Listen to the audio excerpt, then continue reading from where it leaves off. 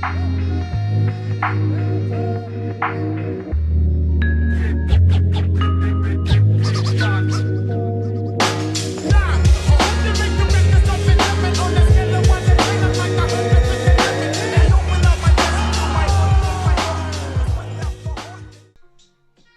good, combat sports fans? Welcome back to another episode of Combat and Kick It. You already know it's your host, Bando. What are we back for? We're going to recap and review that main event from this past Saturday. Jerry Cannonier gets a huge win over Gregory Rodrigues in an absolute slugfest. So that's all I saw, too. I didn't get to see the whole card, so we're just going to recap that main event, talk about that a little bit, some other, current events in the MMA world. So let's get right into it. Let's go.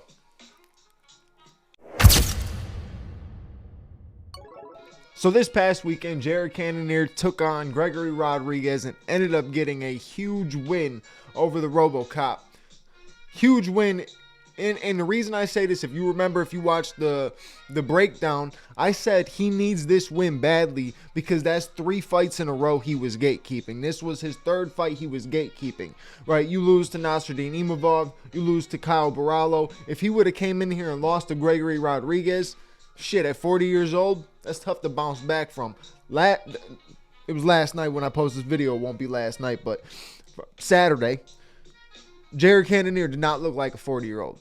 That's as simple as that. He did not look like a 40-year-old. In the first round, it looked like Gregory Rodrigues was going to have a successful night. He was landing some heavy shots. He was wobbling Jared. I'm pretty sure he even dropped Jared at one point. I was like, okay, oh shit.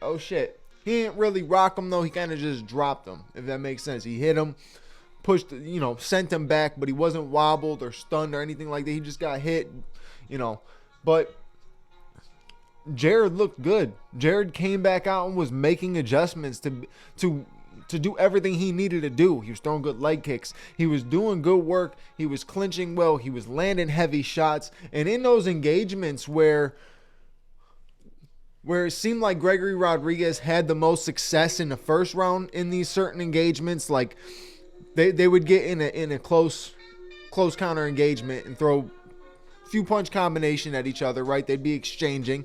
In the first round, Gregory Rodrigues was getting the best of Jared Cannonier. Second round, still kind of getting it, but you saw, and I predicted this too, that if the fight gets past 3 rounds, Gregory Rodrigues was going to fade, and that's exactly what happened. He started to fade, and Jared Cannonier started to open up more, saw his shots were doing more damage. He was landing heavy shots. You go to, I'm pretty sure, was it 3rd round or 4th round? Either way, I'm not sure when the finish happened, but when the finish happened, Jerry Cannonier had him in the clinch, pulled him in, got the elbow. That was the 3rd round because he got the finish in the 4th. I think that's exactly what happened. So he caught him with that beautiful elbow that dropped him, right? Almost got the finish in that round. Proceeded to come out in the 4th round, and look, the way he came out in this 4th round is exactly how every fighter should come out after they wobble some dude. He gave him no space, no second to breathe, absolutely nothing. Went right up to him, started swinging, put the pressure on him, landed some nasty body shots, over with. That's how you do it right there. That's exactly how you do it. Jerry Cannonier looked like he could still compete with anybody in the top 5 last night. And I don't know what's next for a guy like Jerry Cannonier because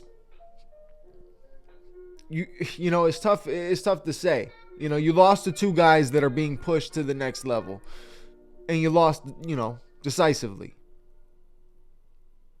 Lost to a former champion, so you're not going to take an Izzy fight. You're not going to do a Rob fight. You're not going to do a Sean rematch.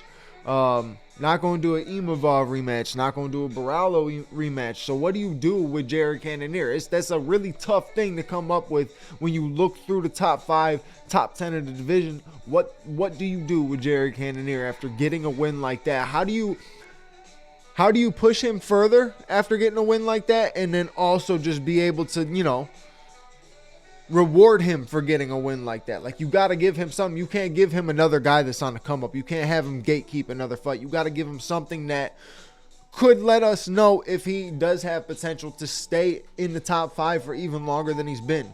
So who's next is a big question, a really big question. So Jerry Cannonier is ranked 7th. I have the perfect fight. I don't feel like it's a huge reward, but it is a big name, so it can keep, relevancy around his name in the division, and it could be a very fun fight. And it's a fight that got canceled in the past that was supposed to happen, and that would be Jared Cannonier versus Paulo Costa. Now, Paulo Costa is ranked 11th right now. He needs a win badly. He needs to find some way to bounce back up. He takes forever to end up getting to a fight or taking a fight, and all his fights get canceled. But that fight got canceled in the past. Maybe you could do that. Let's see who else is in this division. Yeah, genuinely it's just too difficult to match up Jared Cannonier with anybody, because if you match him up with Brendan Allen, that's still kind of putting him as a gatekeeper. If you do it with Dolidze, still kind of putting him as a gatekeeper. You can't do it with Hernandez, because Hernandez has got a fight announced. Actually, I think Hernandez is fighting Brendan Allen. Might even be. You can't do it with Michel Pereira. You can't do it with Kopylov. You can't do it with Bone Nickel. Those are all going to be gatekeeping fights. I'm pretty sure Cannonier fought Vettori, if I remember correctly. Let's see. Yeah, he got a decision win over Vettori. I mean, he's fought every other middleweight you could fight except for Paulo Costa. That's the only fight that makes sense, in my opinion.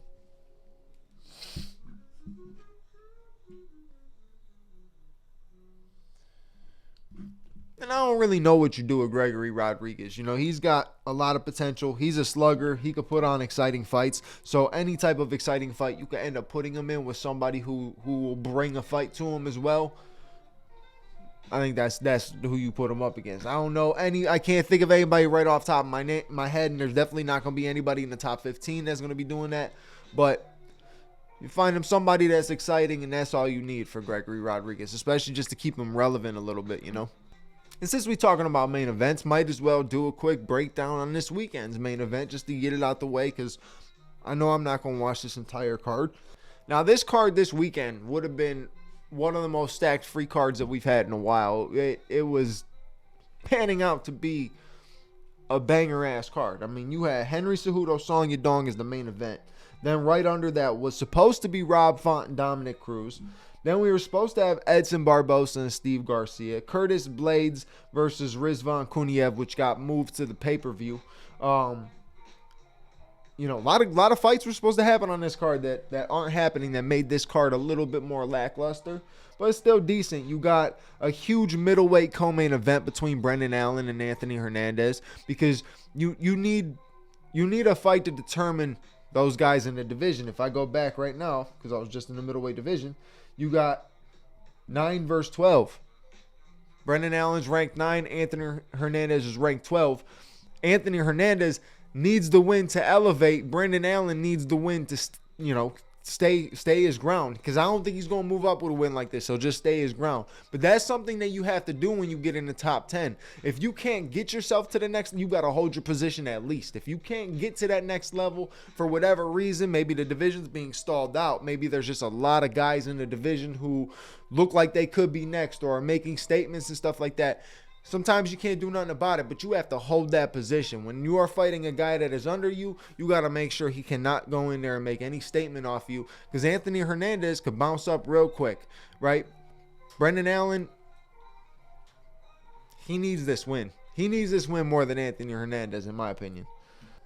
And the reason I say this is because he was on a 7-fight win streak before losing to Imavov, right? So you need a win just to bounce you right back in that position, man. Make that statement. Show that, all right, you lost a unanimous decision against the who is now ranked the number 1 middleweight in the world. So it's not that bad of a loss to have on your record, but you have to come into this one and make sure a number 12 cannot take your spot, cannot beat you. Because, yeah, okay, you could always sit back and argue, yeah, my loss was against my recent loss, because he has more losses than that. But his recent loss was to the number 1 ranked middleweight in the world right now. So it's like you can't be disappointed at that. But if you say, damn, I got beat by a 12th ranked and he took my spot and now I got to work all over again. I mean, Brendan Allen has came up, went down, came up, went down. I mean, he's really not down yet.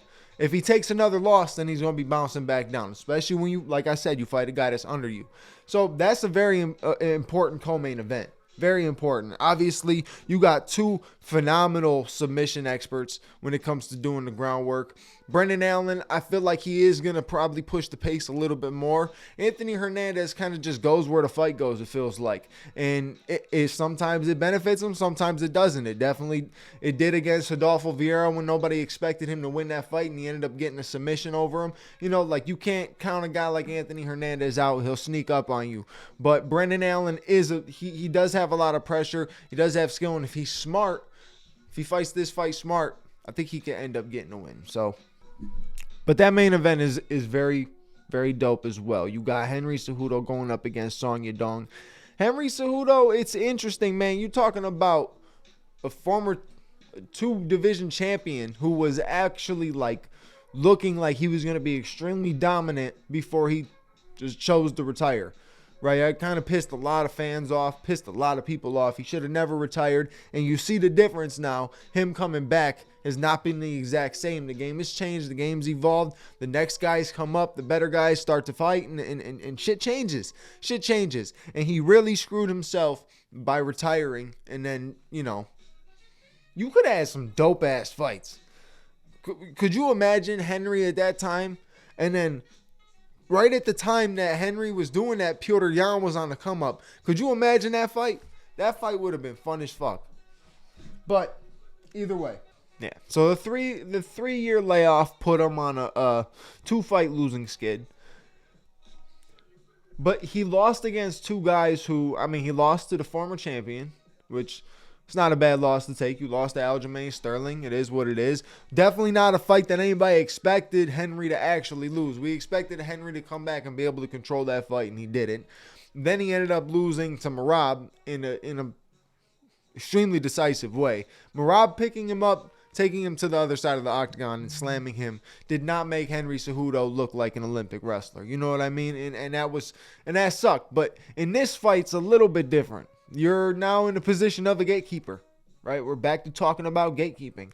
He is in the position of a gatekeeper now. So you have to get this win. You have to go in there and show that the veteran status, the skill set is completely different now. Song Yadong is explosive.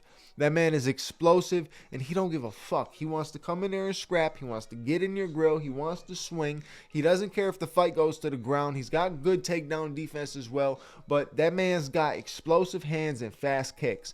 Henry's got to be smart, right? He's got to be smart. He does leave his chin way up in his stance and stuff like that, and depending on what type of entry you do on Song Yadong, you might end up getting hit with some tough shots, right? He puts on a tough fight for anybody. Win, lose, or draw, Song Yadong is a extremely tough competitor at the 135-pound division. So Henry's going to have a long night to... I mean, dude, you're talking about 11 years difference, too. Henry's 38. Song Yadong is 27 years old.